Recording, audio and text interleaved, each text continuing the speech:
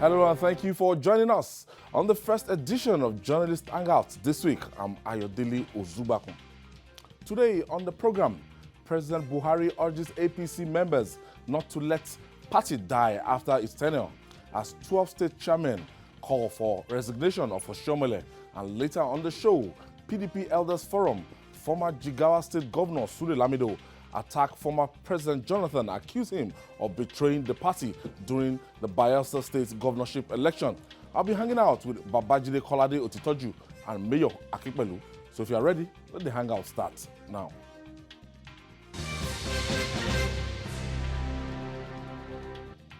Thank you for joining us. Now, in Africa, the elders are revered for their foresightedness. Hence, the saying that what an elder can see sitting down, a boy cannot see while standing or even on the top of a tree. While the hierarchy of the ruling party in Nigeria, the All Progressive Congress, APC, are in a jubilant mood over recent electoral victories, the president is worried about the future of the party. At the National Executive Council NEC meeting of the APC in Abuja last week, President Muhammadu Buhari urged members not to allow the party to die after its tenure in 2023. The statement is suggestive of cracks within the party. Hardly was the president through with his ominous warning when it began to manifest. Party chairmen from 12 states staged a protest calling for the removal of the national chairman Adams OSHOMHOLE. Are these signs of the beginning of the end of the APC? Let's take you back to what transpired at the meeting.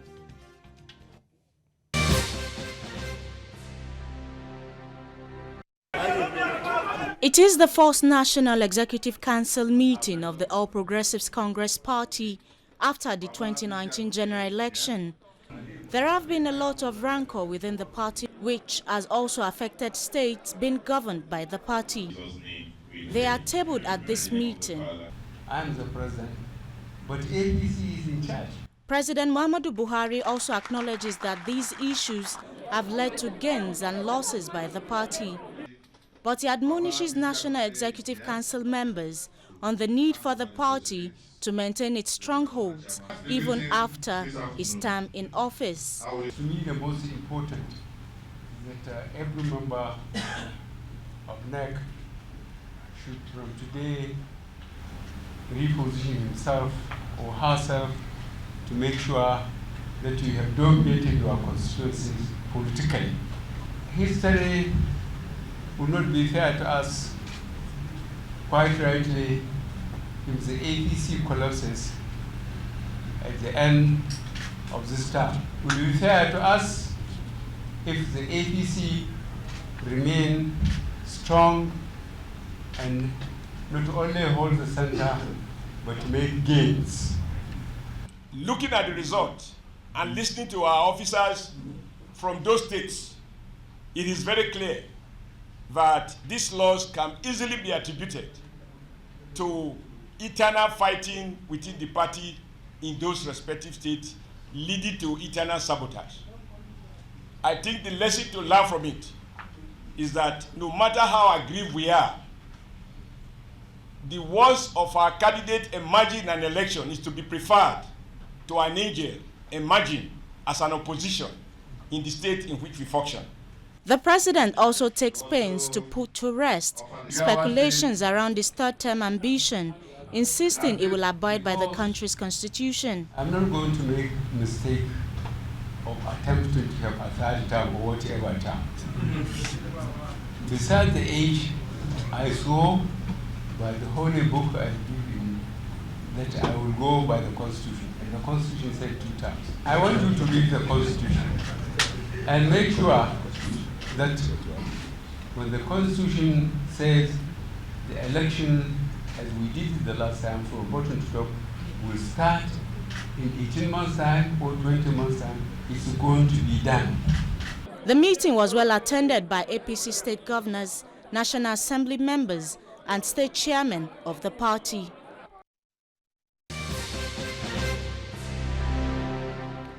Ajide, let me take you down memory lane. In 2014, I think December 14, when Muhammadu Buhari actually emerged as the candidate of the party, the narrative changed, and since that time, the stock of APC, you know, popularity of APC all over the country, and a lot of people will see APC as a party that is governized with the name of Muhammadu Buhari. That when you remove the factor of Muhammadu Buhari is not going to be on the ballot in 2023. That APC might not be able to stand as a formidable party. What do you make of this assertion? To say APC will not be able to stand as a formidable party is not exactly correct. Because as a ruling party, that is strength in itself. That is strength. That you are the ruling party, it is strength in itself. To say that the APC will struggle in northern Nigeria without Buhari on the ballot is a fact. Come again? To say the APC will struggle in northern Nigeria without Buhari on the ballot is a fact. But to say the APC will struggle is not the same thing as saying that the APC will no longer be formidable. I still think that being the ruling party, APC will remain formidable. In northern Nigeria, in the far north especially, Buhari is the name that resonates with the people. There's nobody in today's Nigeria who can match his popularity. Till now. Up till tomorrow. I once said that the kind of popularity that Buhari has, which we see demonstrated at campaign grounds, the only person as a historian that I can compare him to is Usman Danfodio. And someone said, no, this appears like a blasphemy. But even Usman Danfodio was not accepted everywhere he went. So it's not blasphemy. I'm simply saying the truth. Because I'm permitted to compare people, even across generations. In today's Nigeria, no one comes close to Muhammadu Buhari in terms of popularity. And there are various ways by which we can judge popularity.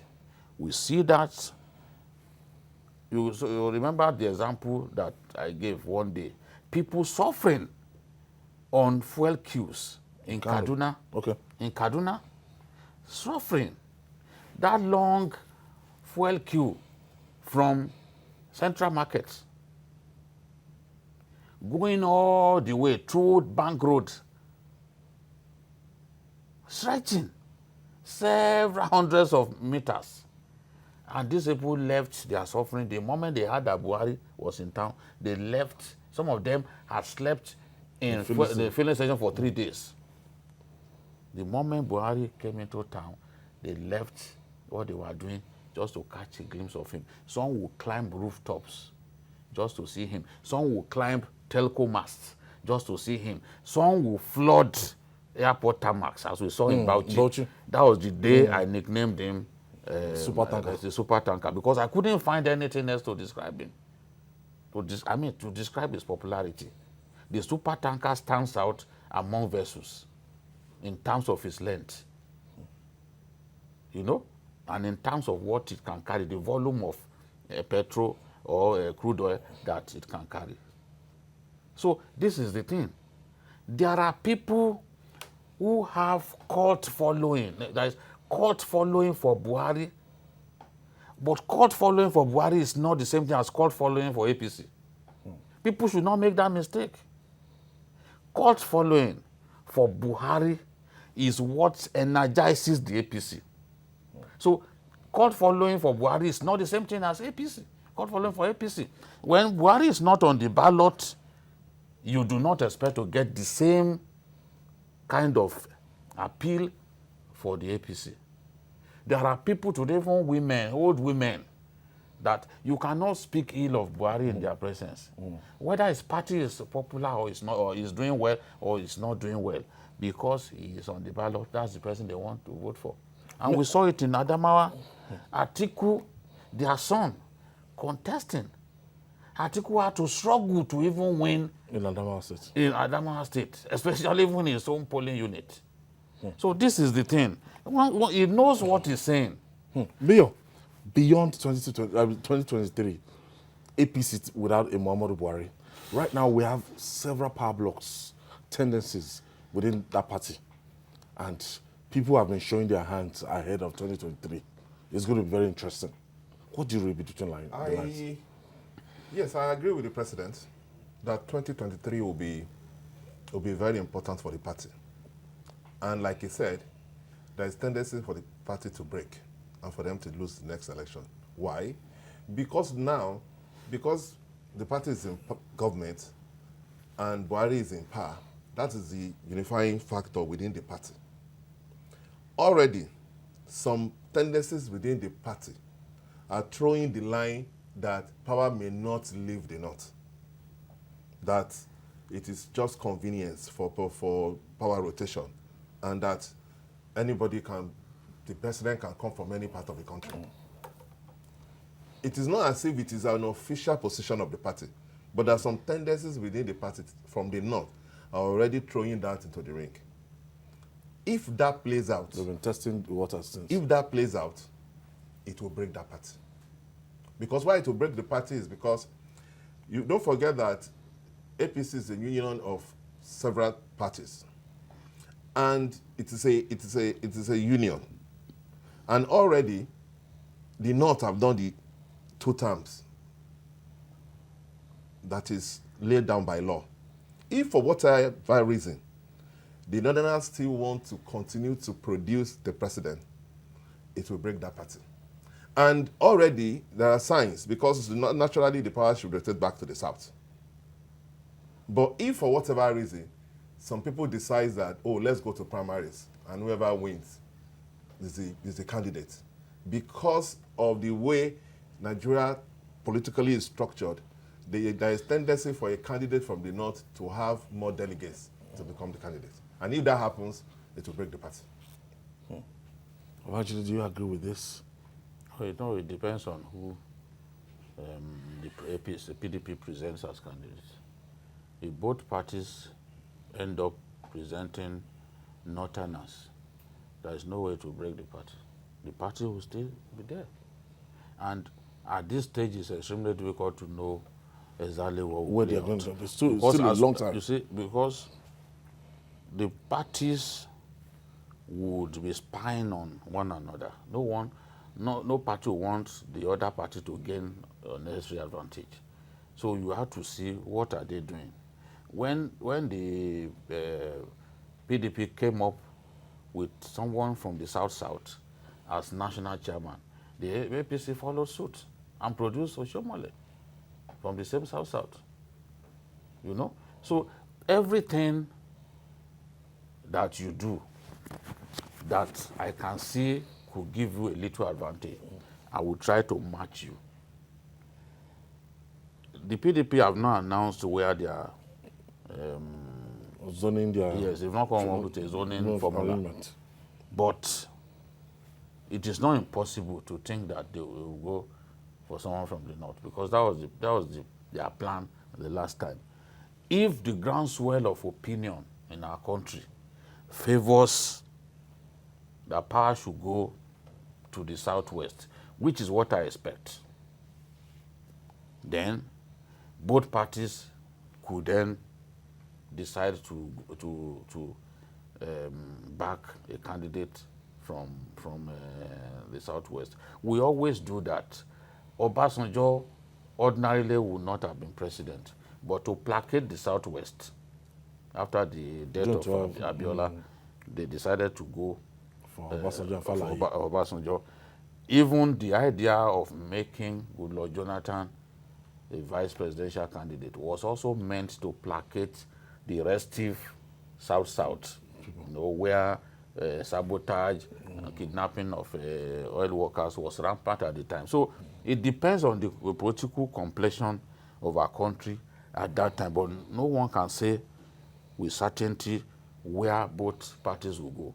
But if the APC wants people to feel that it is truly a national party, then it has to think seriously about letting power go, about letting his next presidential candidate come from the southwest. But for now, so much politics is going on, and some of the problems that are beginning to rear their heads in the party, you can easily link them to politicking ahead of 2023.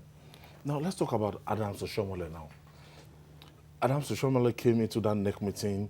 We saw the DG of the Governors Forum issuing a letter on behalf of the governor, calling for that NEC meeting, and as if something was going to happen. But at the end of the day, when we finished monitoring the proceedings, we discovered that the president was even like in a subtle way passing a vote of confidence on the leadership of Adams OSHOMHOLE, and that for now, do you see Adams OSHOMHOLE's position shaking as the chairman of this party? No, I don't. Why? Because the president is the leader of the party. He may not be the chairman of the party, he's the leader of the party. So whatever he thinks or what he wants to do is very important. If you remember during the time of Obasanjo once, as the leader of the party, kept changing his party chairman because he can influence others to remove the party chairman. But this particular president is not interested in politics of the party.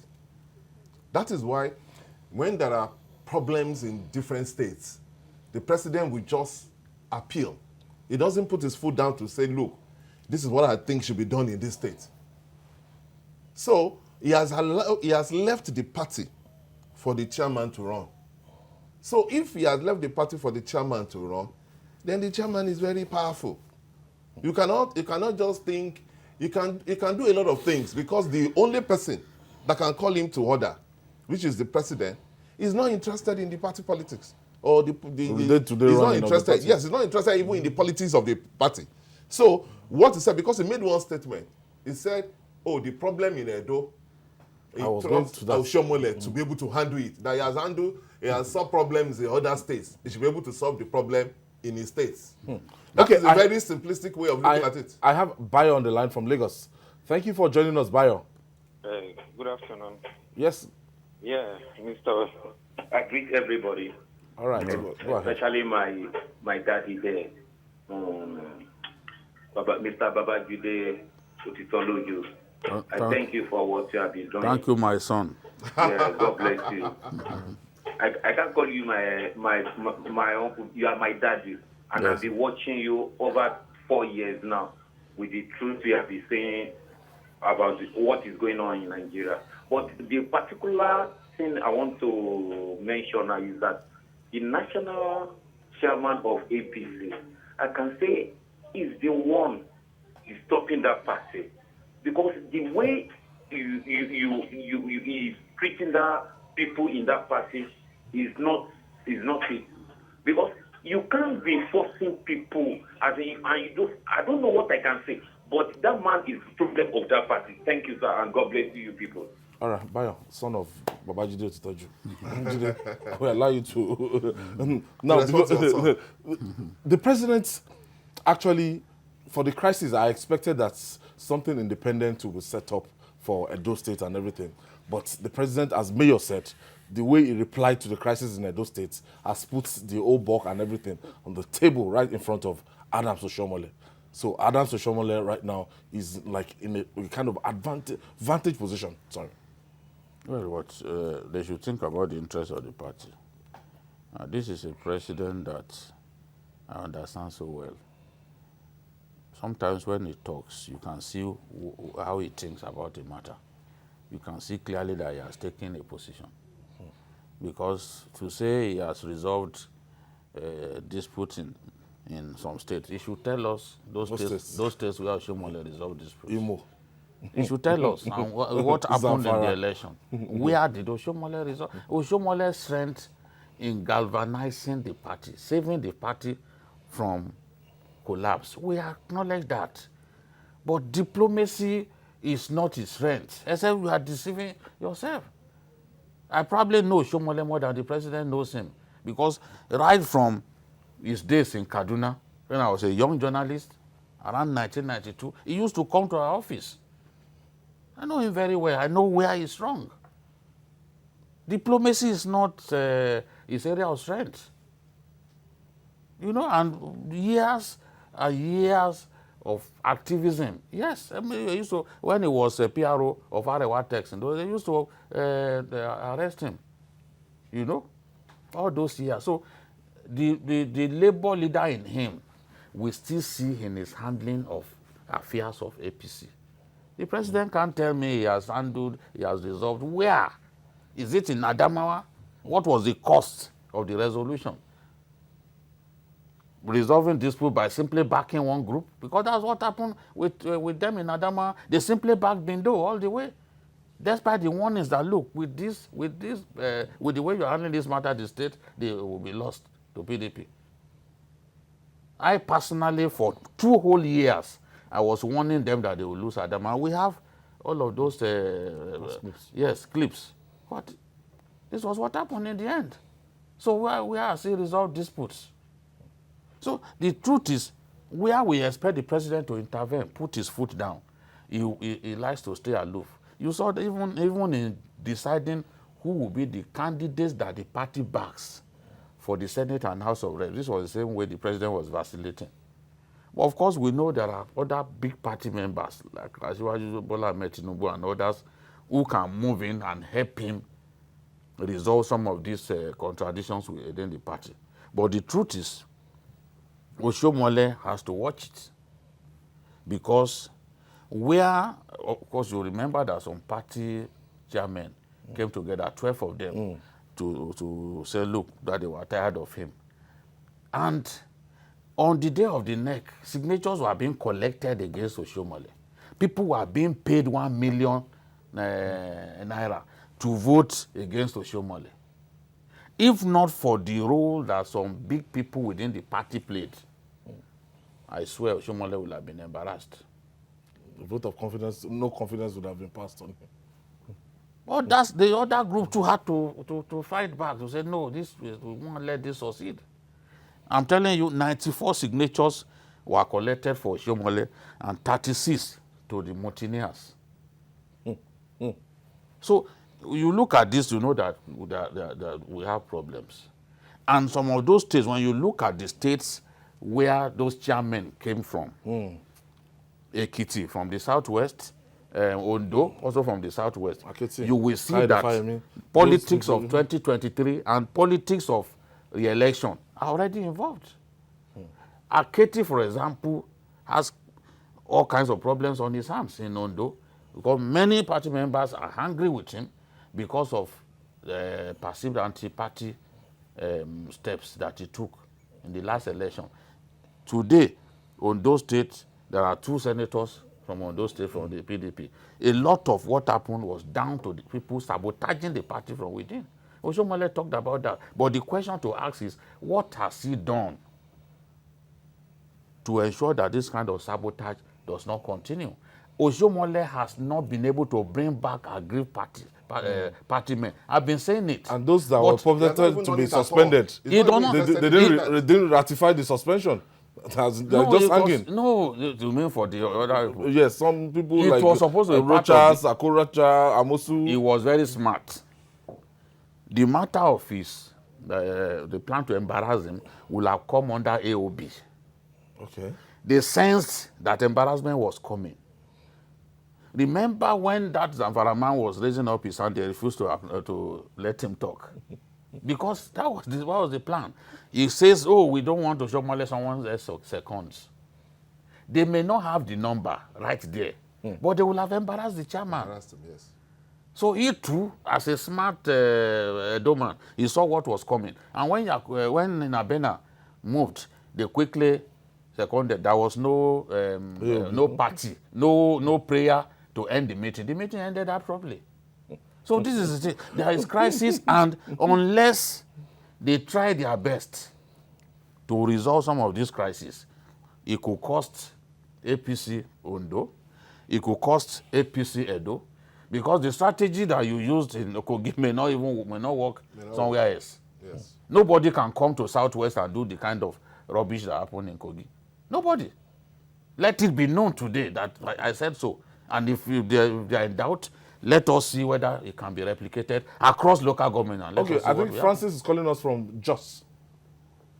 Thank you for joining us, Francis. Hello, good evening. Good evening. Yeah, this is Francis from Jos. Okay, go ahead with your contribution, Francis. Okay. I want to commend the panel. I want to contribute on the issue of BUHARI popularity that was raised by GT. Okay.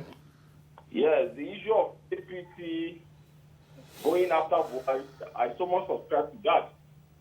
Because if you have been following the Nigerian political history, right from when BUHARI started contesting power in this country, he has always gotten a massive support from northern Nigeria. But it was the alliance that entered with the ACN then, and it got the block vote from the south. That was what brought him to power. 2015. But if the APC said power must remain in the north, then I doubt that same popularity that Jide is talking about BUHARI with people. Okay, So thank you. to me, they have to think of balancing the power. If really they want to remain relevant in the politics, power must definitely shift to the south. Thank you, Francis. Thank you. Mayor. I subscribe to that. If the party wants to remain formidable in 2023, power must rotate to the south. Because if, for example, the president has enough clout that nobody is taking that away from him. Like Jide said, he's very popular in the north. He has always been very popular in the north. His popularity in Guaranteed 12 million votes. His popularity did not make him president until he signed an alliance with another group that could get him south votes. What I expect him to do as leader of the party is to pay back in 2023, use the same clout that he has to be able to give the party bulk votes in the north, and then power rotate back to the south. But if they decide to be selfish, I do not think that the southern politicians will say, oh, we don't have any choice, so they've taken it to the north. They will not agree. It's going to be it's an ongoing discussion from now to 2023. We'll see where the pendulum will swing. Now, still to come, PDP Elders Forum. Former Jigawa State Governor Sule Lamido attacked former President Jonathan, accused him of betraying party during Bayelsa State Governorship Election. We'll be right back after this time out. It's still Journalist Hangout. Stay with us. Don't go away.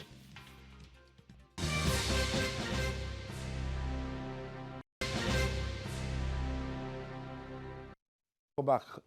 If you're just joining us, you're on to Journalist Hangout, reaching you live from Television Continental here in Lagos, Nigeria. For politicians in Nigeria, electoral defeats are always bitter pills to swallow, no matter the circumstances surrounding such losses.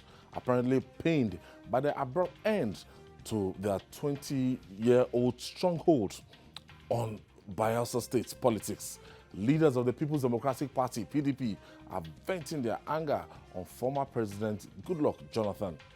The PDP Elders Forum, through its chairman, Benson Odoko, called for sanctions against Jonathan, while the former governor of Jigawa State, Sule Lamido, accused him of betraying the PDP in his home state because of the federal government was blackmailing him. Lamido described the former president's tacit support for the APC in the election as high level of betrayal. Babajide, we've been hearing about the role played by the former president. And what we read between the lines was that maybe because the governor wasn't ready to, carry him along and everything, so the deal was to get somebody for. We don't have concrete evidence, but what we've been reading, what we've been seeing, David Lyon seemed to be like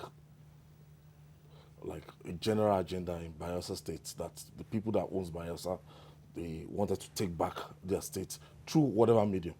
So should Jonathan be sanctioned for the role he played in the emergence of David Lyon?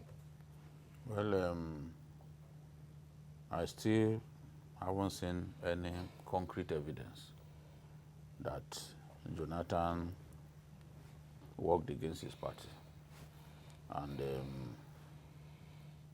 the truth is, Patience Jonathan has never ever liked Dixon. Patience Jonathan worked very hard against Dixon in 2015, but Dixon was still able to prevail in the election. He won 7 out of the 8 local governments.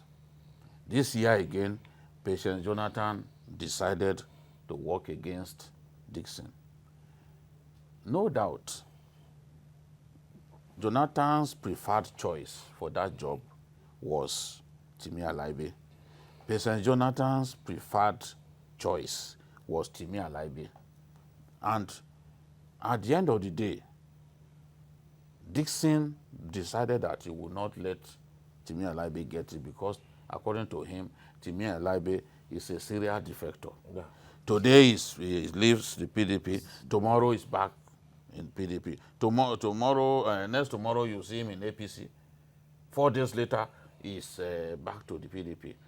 He felt that rather than give the opportunity to someone like that, it should be someone who had been part of his restoration group, who had worked within the group to be able to sustain what the group stands for and all that, and its agenda for Bayelsa State. I think that he did the right thing. That was legitimate. I'm yet to see any governor who will have people who are loyal to him that I could trust, but would prefer to go and bring someone who had twice betrayed him. I don't think that many governors will want to behave like that. Yes, even when they choose their trusted people, those ones too still betray them. It's a matter of luck with people that governors give their support to. But the truth, one fact that people fail to realize and they don't talk about is that Wike, the governor of Rivers State, refused to back Dixon. Not only did Wike refuse to back Dixon, he also convinced several PDP governors to not support Dixon, to not help Dixon out in this election. The only governor, the only PDP governor who came out and went to the state to assist Dixon was the governor of Bauchi State, Kauram Bauchi, Alhaji Mohammed. He was the only person. Former FCT minister. Yes. Some governors who were coming, because if you are coming to that place, you pass through rivers. Wike told them to not go further. Governors who wanted to go and assist. I know a governor from the northeast. That Wike just told him, no, don't go further. Wike is so influential in the PDP, especially because of the tons of cash that he has access to, that you underrate him at your own peril. If Wike had rolled out cash and support, the election would probably not have ended up the way it ended up. Did you also see the Delta State governor, Okowa, who from the same senatorial, from the same zone? Did you also see Okowa come down to assist? For some of them, because Dixon refused to agree to let Timi Alaibe get it, despite the clear interests of Jonathan, also offended them because they felt Jonathan is like the leader of everyone. So if Jonathan particularly needs something from you, they expected that at least Dixon would listen to him. So that also got them to refuse to support Dixon. The politics of the last presidential primary, Wike has not forgotten. Remember when he was rapping about that he made someone special assistant on Real Madrid or something. He still referred to that presidential primary. So he still remains bitter that his effort to bring Tambuwal was sabotaged by his fellow governors. And Dixon is one of those governors that he finds difficult to forgive. So he simply withdrew support. If you do not have the support of your colleagues, how do you then win an election in such a zone? I'm going to look at it from this point of view. Okay. I think Jonathan did the right thing. How? And I'll tell you why. Okay. You see, in politics or power, when you look at power, image is very important. Reputation is very important in power. you must not allow people to impinge on your reputation. Jonathan brought Dixon as a member of House of Rep to dethrone Sylvia. He was a member of House of Rep. Jonathan practically made him governor. Now, as two-time governor, you believe that Jonathan, who's supposed to be your godfather, is not important in the state. If Jonathan allowed Dixon to get away with that, politically, it's finished. Because if you cannot control your immediate environment, where you are the godfather, a former president, somebody that you install as governor, suddenly realize that he wants to now become the godfather, and he didn't listen to all the party leaders. You understand? They did, even towards before the election, just towards the tail end of the election, Obasanjo and Jonathan still went to see him, trying to convince him to get Timi Alabi. Timi Alabi was a consensus. Initially, Jonathan was supporting Ambassador Gali. But because other members, other power brokers within the party decided that Timi Alabi, that one of the reasons why Timi Alabi came back was because they promised him that, okay, after Dixon, we will allow you to run. You understand?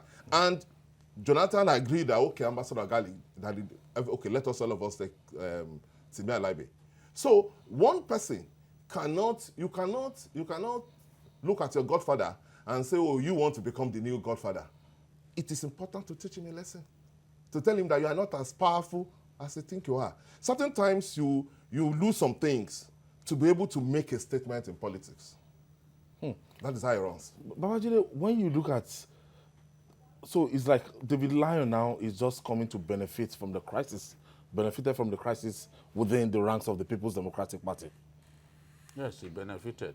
But the truth is, in the last 2015 election, more people defected to the APC than they defected this year. It's just a matter of an idea whose time has come. In 2015, the chairman of the party in the state defected. So it's not as if the rate at which people left the PDP now was greater than that time. It was not up to that time. And he still won the election. There are so many factors. The issue of money. I personally told him, we were discussing here and we said, look, if this man does not bring out money, he will be outspent and he will lose that election. We said it. Yeah. And a friend of mine was calling to say, look, if you see the gains that the APC had begun to make by spending money, especially in Yenagua, where they needed to attack the structures of the party and make sure that it would be difficult for them to deliver bulky votes. They were making gains, reaching them. David Leon now, pipeline contractor, very rich. When we were analyzing him, we talked about the fact that he had deep pockets. You cannot have deep pockets and be looking at a big price and not spend all that you can spend. And the man that you are literally contesting against, because at least the governor is not on the ballot, is not known to spend money to win elections. He wants to point at achievement. Remember, airports. On a particular day, I said that, look, that the Bayelsans were saying, yes, you're giving us schools, you're giving us roads, but you need to give us money at this time. They can see that across the country, election day is boom time for the masses. People spend money on the electorate, but you want to still continue that yes, it will not work. When I was speaking with Dixon said, they have given employment to more than 3,000 people. They are going to work in their various zones. But in those various zones, people will ask them for money. That is the reality of politics in our country now. So if it's so easy to outspend you in a contest, you have lost the election. So different factors. They will say, yes, that the military didn't allow their people to vote, they arrested them, this and that. But even in 2015, in Southern Niger, women stood in front of armored tanks. You say, no, you are not going to win here. So the capacity of the people to resist attempts to rig an election can even become weaker when everyone does not buy your idea. Your vision. Yes. So Alaibe is a big shot in that area. He's done well over the years. NDDC, he has contacts with militants, contacts with all kinds of people. So In my view, although PDP won a lie-based polling unit, which would suggest that Alaibe probably didn't openly work against his party. But I agree with people who felt that the choice of Alaibe would have made a difference because PDP had never lost Ogbia, local government, which is the local government of Jonathan. But this time around, they lost. And it was easy for people like Silva to work with Jonathan's wife. In fact, it was Jonathan's hotel, President Jonathan's hotel, that was used as the secretariat of the APC. All right, I have a caller. Thank you for joining us. Yeah, this is Louis from Enugu calling. All right, Louis, go ahead. Yeah, I just want to talk about Goodluck and the Bayelsa election. Quickly. You see, in 2014, whatever is any mistake PDP is doing now, that was when it was done. I called in like this and it said that the system in PDP should be changed by Jonathan allowing another person to run for presidency in PDP. If he had headed to my advice, by now PDP would have been in power. But the mistake has been done right from that 2014 till now. So whatever PDP is doing in Bayelsa in any way, they are just doing anyhow, just like somebody who is being drawn in a river. He will just be making his hand anyhow. So the mistake is just from that particular time, not now. Okay. Thank you for your contribution. That was. Thank you for your contribution. Somebody will be the president that will deliberately just say no. I'm not contesting. Let's go to the. When age is on your side, you are not Mandela. Mayor, let's look at the future of the People's Democratic Party as we've examined the future of the APC, because now we have these power blocks, and it was. Nyesom Wike has not gotten over that defeat of his candidates in Port Harcourt when he supported Aminu Tambuwa against Atiku Abubakar. Wike felt that, when they were contemplating where to have that convention, you could see Wike talking that if the party does not hold the convention in Port Harcourt, it's going to be... It's obvious that Wike is the go-to man in PDP. There's so many things that worked for him. Unfortunately for him, why he was bitter was because he was coasting home. And everybody thought Tambuwa would be the candidate of the party. But the military class were able to send a message to say, look, we are backing Atiku. And they send people to Rivers to go and make that happen, which changed the game, the calculation at the last minute. And Wike's candidate lost. But I think the future of PDP is very strong. It is not impossible. They might even, if APC do not put its house in order, PDP might win, people could win the election in 2023. The next presidential election. Next presidential election. Why? Because I think PDP is going to field the northern candidates. I think so. And I think that they will probably pick the running mate from the southeast. It is important that the alliance between the north and southwest is preserved in the APC. If APC, by act of omission or commission, alienate the southwest and allow them to either be passive or decide to play the spoiler, PDP's fortune will rise. Okay, well, we have Sulaiman from Oyo State. Thank you for joining us. Hello, Sulaiman. Hello. Yes, go ahead. Thank you. I would... Thank you very much. Hello. Go ahead. You're on air. The issue of differences among the various focuses in the APC. I want to refer you a little back to one occasion where you showed clips of backslapping and embraces between Obaseki and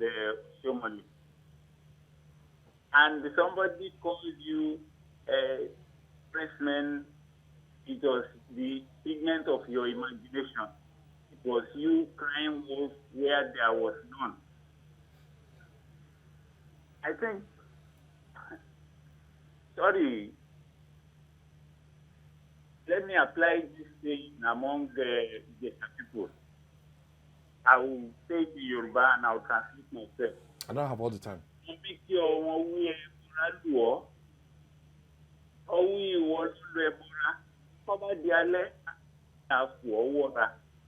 That people are sympathizing with you. Sorry? People are sympathizing with you that you are smacked by a spirit. But you come out boasting that it's you who smacked a spirit. By night time, you will see whose body requires... Thank you, Suleiman. Thank you. I was even struggling to yes, I hear can't what hear Suleiman you. was saying, but maybe I'm sure it's quite interesting. Because I didn't... No, the audio level was a bit, muffling. yes. But Babajide, we are looking at the future of the People's Democratic Party right now. You can see those states that were projected in 2019, that's, you know, they went ahead, they took even APC by surprise.